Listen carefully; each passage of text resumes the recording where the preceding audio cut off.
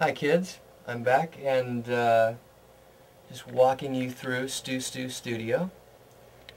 Quite technical in this segment of the podcast, but for those of you who care, I'll talk your ear off about gear. Anyway, looking down here, we have delay and reverb world. Got my Roland Chorus Echo, which is one of my favorite tape delays. This Ibanez analog delay unit, which my friends in the band Air, they turned me on to this. This is the model they used for a lot of their first album, Moon Safari, and I love it to death. And it sounds very different. I mean, they all, you may look at this room and say it's overkill. I mean, there's more in my garage that didn't even make it into the room, but each of these things have their own character, their own kind of flair, and depending on the song and the idea I'm working on, I'll use whichever one I feel is appropriate. I have two stereo Master Room Spring reverb units.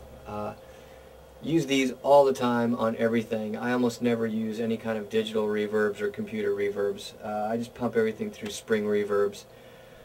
Really prefer that kind of 60s, 70s tone.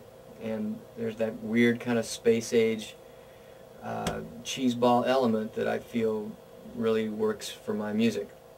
Over here in this corner, we have one of the early Moog Voyagers that the modern Moog company put out.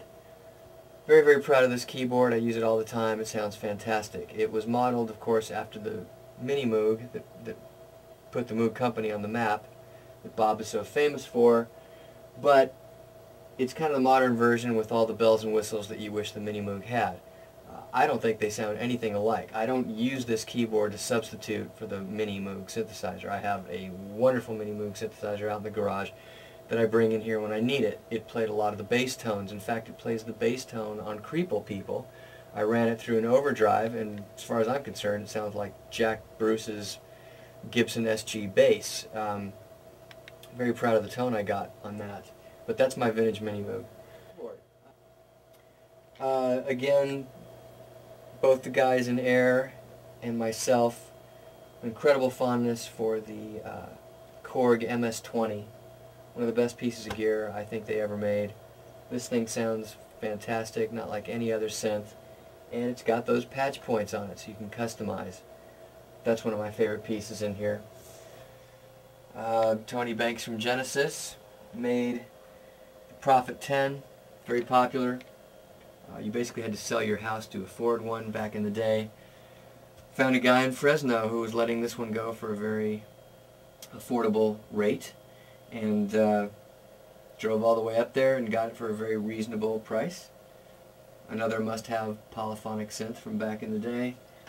I know half of it is buried. That's one of my favorite keyboards. The only guy that really used this and captured it on record was Chick Corea. This is a Yamaha YC45 organ. It was the top of the line combo organ. Many companies like Farfisa and Vox stopped making combo organs in the early 70s, and for some reason Yamaha kept making them.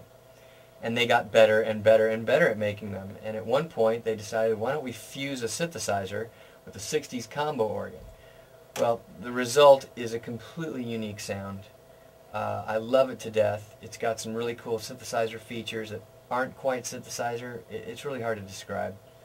But this was the King Daddy at the time. It came out in the early 70s, 73, 74. It's all over the Return to Forever records by Chick Corea.